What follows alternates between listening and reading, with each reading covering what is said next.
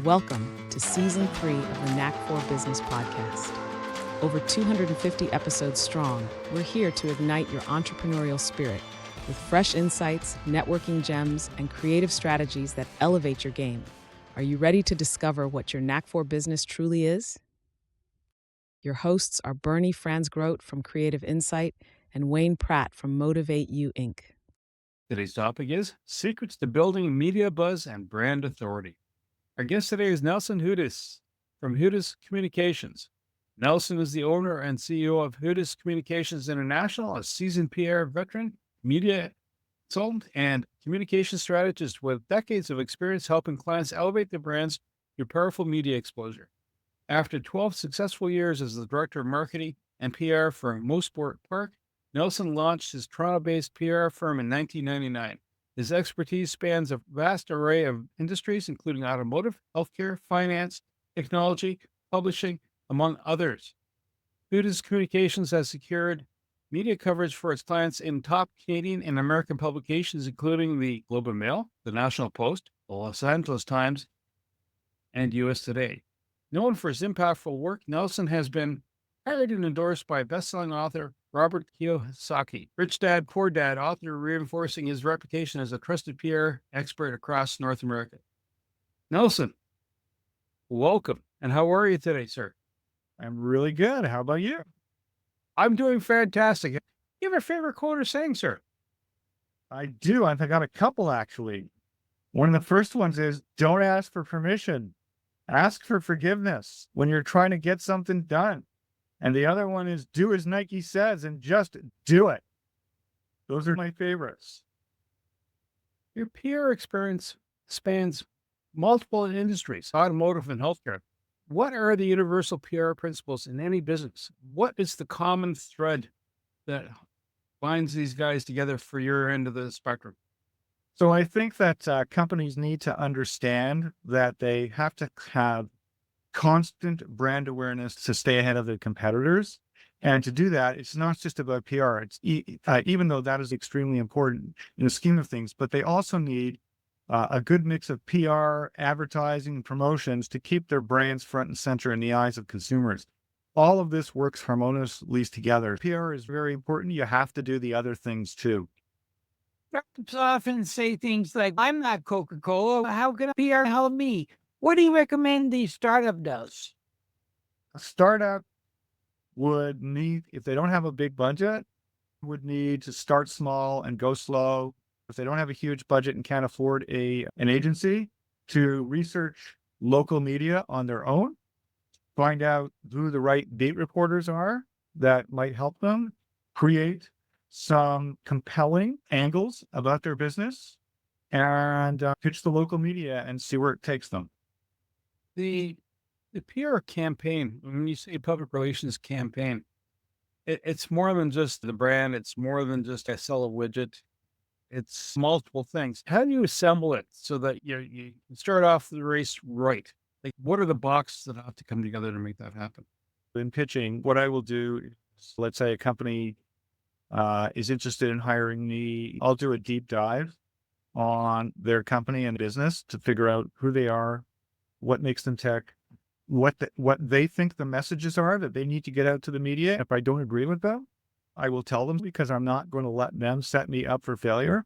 I will then craft brand new, newsworthy angles and take them out to the media and pitch the right media to get them all excited and want to do a story or an interview with a client. That's pretty much the way I operate. I've got to have very compelling, very strong, newsworthy angles. I'm going to fail.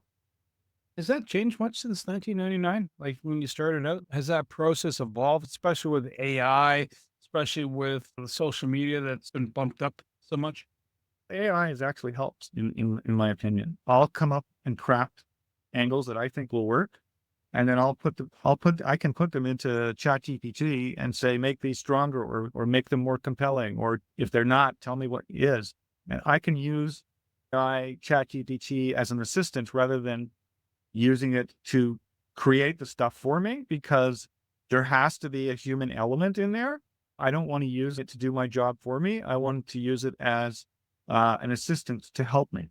But that's what I've been using ChatGPT for, to make angles stronger. You sharpen up press releases, things like that. Not write them for me outright, because if you do that, editors and reporters can see right through it and know that it was AI generated and not human based.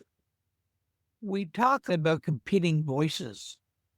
How do you make sure a client's message stands out when there's so much noise? That's the $1 million question. They have to have really good, compelling angles to make them stand out. So I talked about newsjacking. If there's an already existing angle out there in the media, you can harness that and use it to say, I've got an expert available in the industry. I'll give you a specific example. It happened in Toronto back in 2005. There was an Air France flight that fell out of the sky at Pearson Airport in Toronto. Smoke everywhere, ambulances. I had a client in the aviation industry at that time, and I called him up on his cell phone. He happened to pick up. He wasn't in a meeting. And I told him, I said, if you see my phone number come up on your screen today, I don't care what meeting you're in, you take my call. Those are your instructions from me, your PR expert. He goes, why? What are you about to do? I said, I'm about to put out a media advisory to every media outlet in this market, that I've got an expert in the aviation industry that's available to talk about what just happened. So I did that. He goes, okay. And I got calls from CTV is a national network in Canada. I got CTV, City TV in Toronto, 680 News, which is an all-news radio station. I got every news outlet in this market to come after me and ask me to interview this guy, because it was fresh. It was an already existing angle. That's how we stood out. Even if you're not using an existing angle, you can tie things into things like holidays or other things that are out there. I'll give you another example. Beltone in the US had the hearing aid in 2014 that could be controlled by an iPhone. That was new tech at the time. So that was an instant story for tech reporters as well as health reporters. And so that was a very compelling, newsworthy angle. And so that's how I got them a ton of exposure in the USA and Canada. Are there misconceptions that some people have about PR? Leveraging the Air France issue? Smart. Are there things that people don't understand about it? Oh, yeah. Clients, new clients, they all think that the minute you put out a press release or a pitch, that the media is going to come running to do interviews or stories with them. And it just doesn't work that way. The pitch has to be incredibly newsworthy and compelling to attract the attention of the right media. Clients also want to be given guarantees. How many media placements or hits am I going to get on a monthly basis? When I am prospecting and I have the initial meeting and I get asked that question, which is the $1 million question I get asked every single time, I tell them, I do not promise you a certain number of media hits on a monthly basis, because if I did that, or any other PR agency that you are going to interview that's going to possibly be a competitor to me, if they give you a number, they're lying through their teeth. What I will do instead is give them a goal. And the goal is to achieve anywhere from 3 to 5 media hits a month. But that's just a guide. What I'm really trying to do is exceed that goal so that I'm under-promising, over-delivering, and that they are on the moon and loving me to death. That's just the way I do things.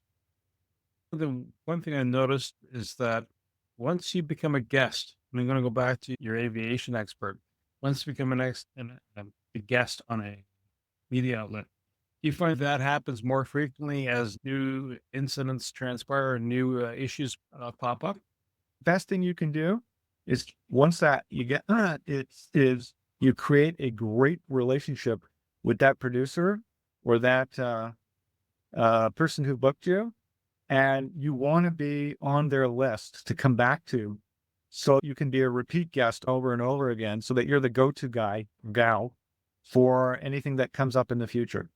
And that's golden to have, because otherwise you got to start from scratch. And if they don't know you, it's the luck of the draw whether you get them to say yes for an interview. But if you can come back and have somebody ready that's willing to go, that's golden. The other thing is, when companies hire you, if it's not the CEO who's designated as the media spokesperson, they have to have somebody ready and available to go. About a year or so ago, I had an example of a CEO. I sent out a pitch for a major television station in my market. And on a Tuesday morning at 5 to 9, I got an email from the reporter saying one sentence. The sentence was, "Can we do this today?" I said, "I think so, but I'll have to check with the CEO and I'll get back to you as fast as possible." Because when they say jump, I always say how high. So I called the CEO on his cell phone twice, didn't answer. I texted him. I said, "John, you need to call me ASAP." Calls me, "What's up?" So I told him, City TV in Toronto wants to do a story on your company. They want it for the 5 o'clock and the 6 o'clock news tonight. I need you to pick one of your customers and I need you on camera this afternoon. The response I got was, "Oh, Nelson, I've got investor meetings all day today. I can't just drop everything. Can't we do this another day?" I said, "John, the answer is no. You cannot do it another day. If you turn this down, it goes away and I don't get it back for you. You have to find a way to do this." He goes, "Call me back in 10 minutes. Calls me back in 10 minutes. He goes, "Okay, meet my son at our customer's place at 2 o'clock and just get it done." And got it done. And it was the best story the company had. Around the same time, I'm in a private Facebook group for PR professionals. Somebody in the group who was a sole practitioner was complaining that their CEO client had just turned down an interview from Forbes and USA Today because they were too busy.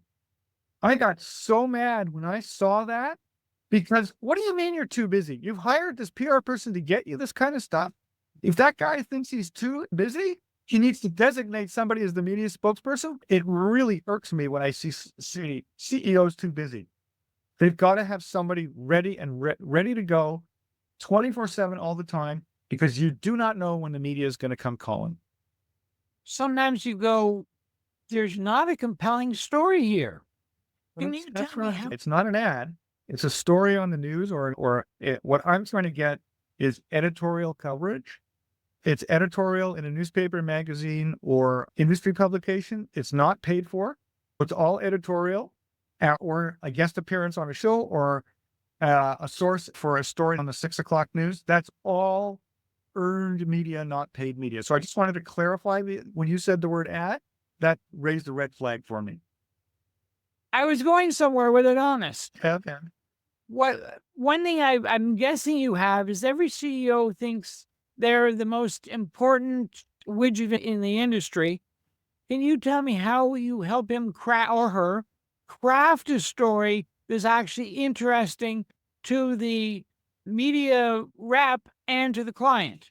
I will do a deep dive. And if they give me angles that they think we got to use these, I'll go, "Mr. CEO, these are not going to work. I'm not letting you set me up for failure. You've hired me to have success. I will take what they've given me and go back to the drawing board and start over. Then I will come back to them with angles that I believe will work and a pitch. No, I wouldn't send out a press release. What I do is I'll create that angle and then I will create a email pitch with a few paragraphs. That's it. Very short and sweet because media don't have the time to read 1.5 or 2-page press releases. You've got less than 10 seconds to get their attention. And if they like it and it's short and sweet and it sparks their curiosity because it's right up their alley, that's how you get through to them. Let's flip it around the other way. Please walk us through what we're seeing, what we're experiencing. What happens if it's your company and all of a sudden you just had a catastrophic fail? One way or the other, your plane dropped out of the air, something just, someone claims foul, something isn't right, and it's gone into the media. How do you manage that piece of the engagement? The biggest mistake a CEO can do when something like that happens is to clamor up and say no comment. That will bite them in the ass forever. What they have to do is they have to come clean. They have to tell what happened, why it happened, say why it'll never happen again, and so on. We had a situation here in Canada about 3 years ago where one of the cell phone providers, the Rogers network, went down for an entire day. The CEO of the company got in front of the camera and owned up to it rather than hiding. If you go and hide and don't make comment, it's worse for you. You've got to own up to it and tell everybody how you're going to fix the problem. That's really key. When you're having a rep for a company or the CEO, are there certain things you stage them up for, like in that, like your quick assessment? Are you a good talker? And not as a sales slip talker, but are you really good at presenting content? I think what are you asking me if I media train them? Is that what is that? Do you coach them, get them makeup, Yeah. slapped? Yeah. I'll tell them what to say, what not to say. I'll tell them how to talk. I'll tell them practice in front of the camera, that they've got to have their media points, know them upside down and backwards before I will let them go near anybody and talk. And if the reporter tries to take the conversation in another direction, that they need to steer it back into the direction to get the points that they want to across. I do media training before I ever let any client go near the media. Political parties or just commercial? I have not done any political PR, mostly commercial, mostly public companies, mostly private companies. I just got back from Italy. That's why I couldn't do the podcast last week. I took a bunch of journalists and bloggers and influencers over there on a press trip in the food industry. No, I haven't done anything political. I haven't done crisis management. Try and stay away from those things.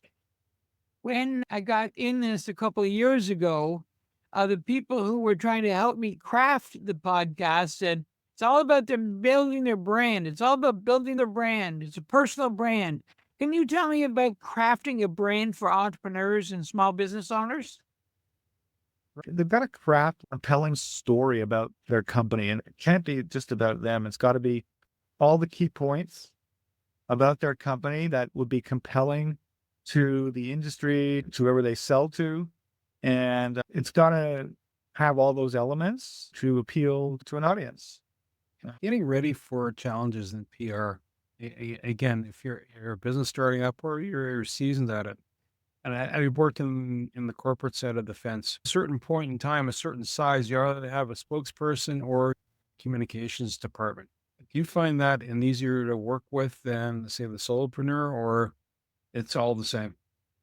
I usually, when I've worked with public companies, I've worked with the CEO or somebody underneath the CEO on their team, or we have team meetings. I find it easier to work one-on-one with either the CEO or whoever they've designated to work with me to bring me interviews in. It's just the more people you have in the kitchen to make the food, the more complicated, so to speak. I find it's easier on a one-on-one basis, if that answers your question. It does. How do you take people and craft them as subject matter experts, even if they're relatively new at it? So again, we'd have to sit down, and they usually know what they're trying to talk about. So you've got to get them to create good bullet points. And when you've got good bullet points, 4, 5, 6, whatever, then they have to practice them over and over again. And then they can become an expert in their industry, available for media interviewers. That's what I would say to that.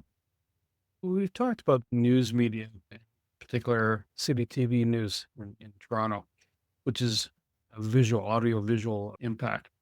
Yep. Do you find that print, digital, TV, social media which gives you the best yield for, I got to push out a message. Here's a problem that's out in the wild, and this is how we look at it, and here's a solution. Do you also offer the solution too in the same time, in the same breath? There's no question that traditional media is still very important in Canada or in the States. There's nothing like having a story in the business section of the Globe and Mail, which is a national newspaper, or the New York Times, because then you can brag the hell out about that.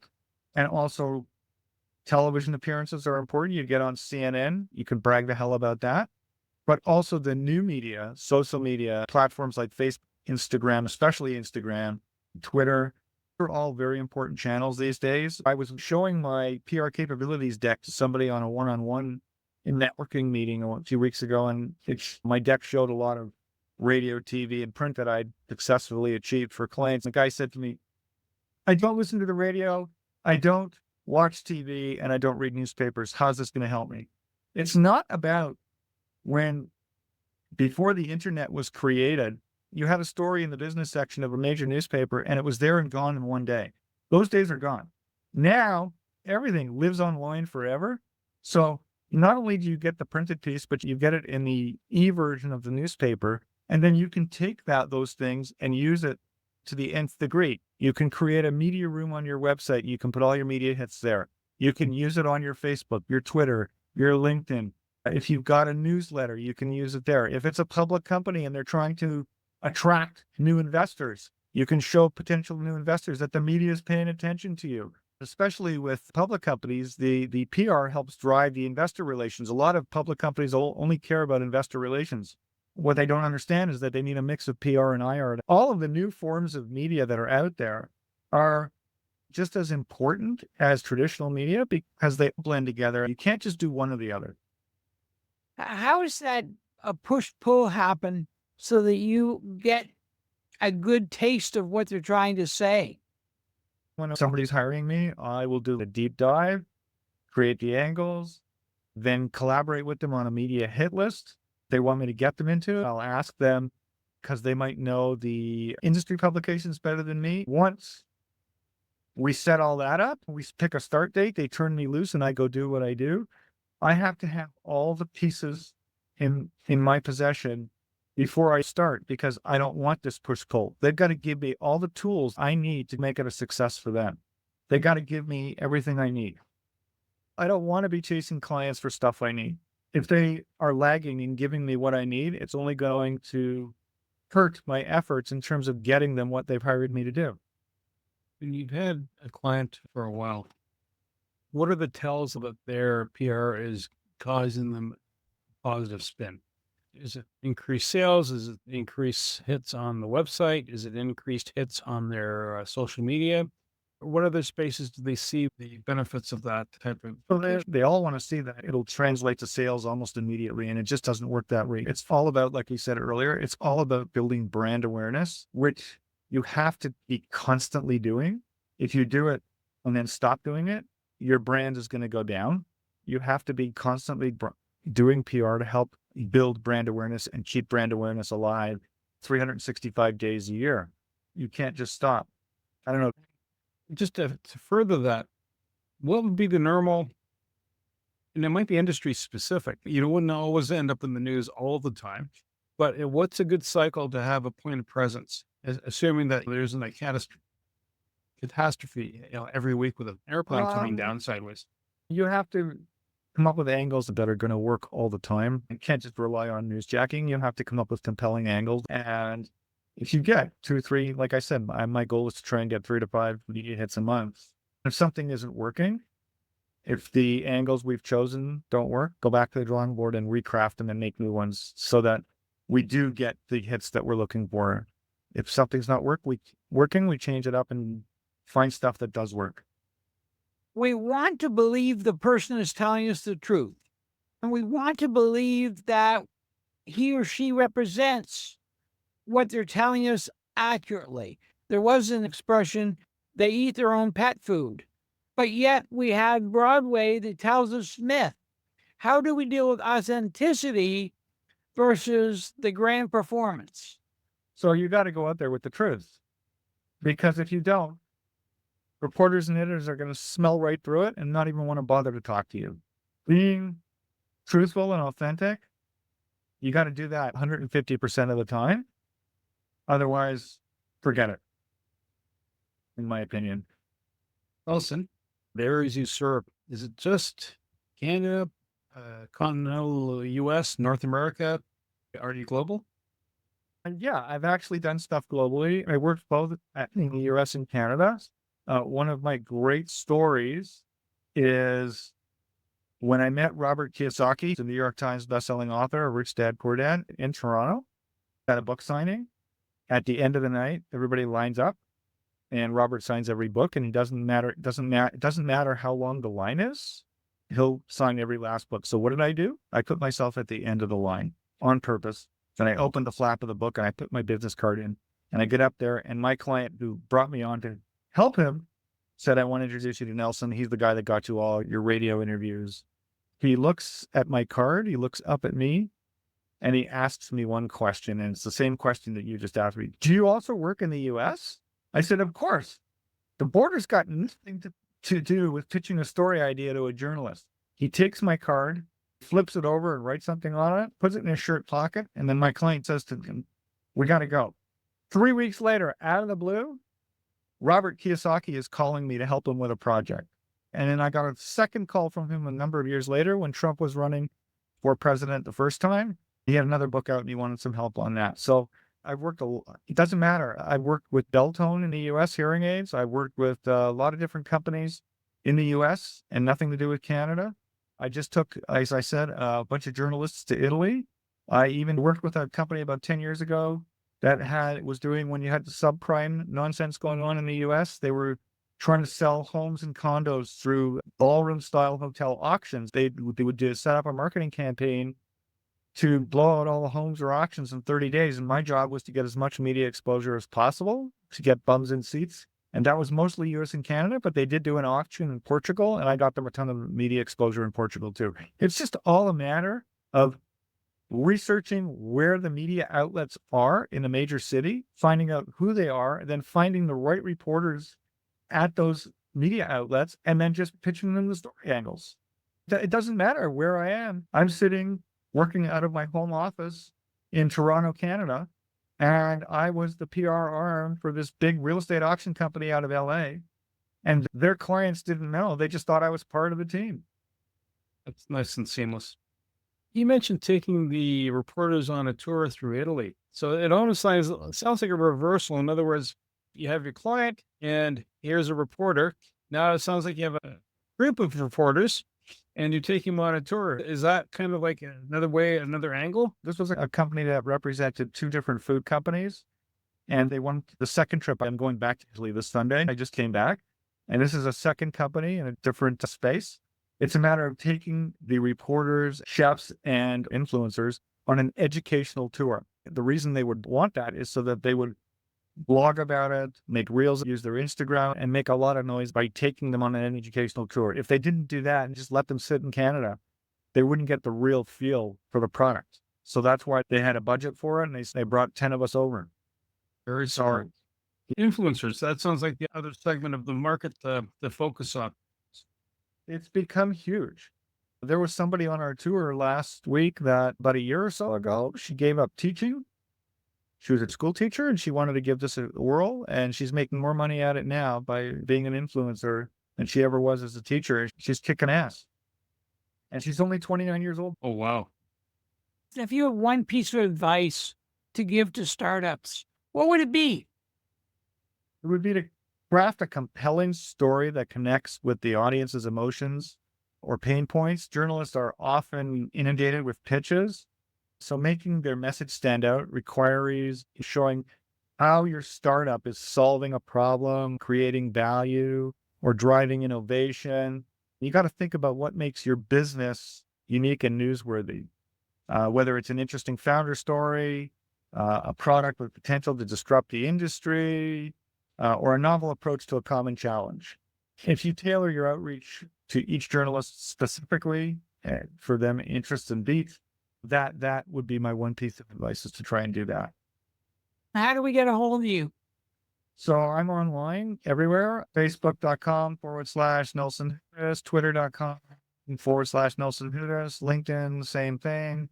I've also got an online digital mobile card, which is mobicards.ca/Nelson Hudes. My website is Hudes, Hudes Communications.com. My email is Nelson@Hudes, HUDEScommunications.com. Pretty much, I'm out there everywhere. I want to say thank you to Nelson Hudes, my co-host Wayne Pratt, and you, the Knack for Business listeners. We appreciate your time.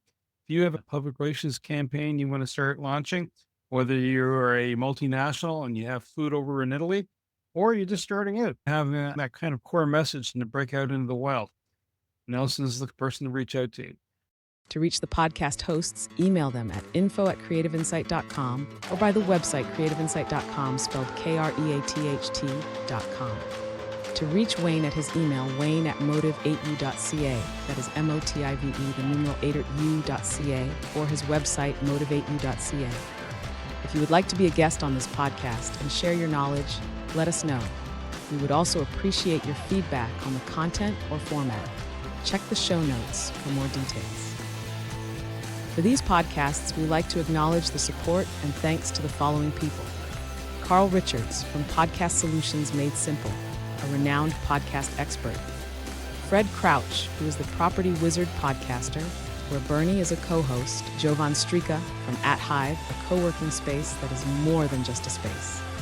Then Melanie Webber, Bernie's invaluable business partner, and Wayne Pratt from Motive8U Inc, who serves as both a coach and co-host of these podcasts.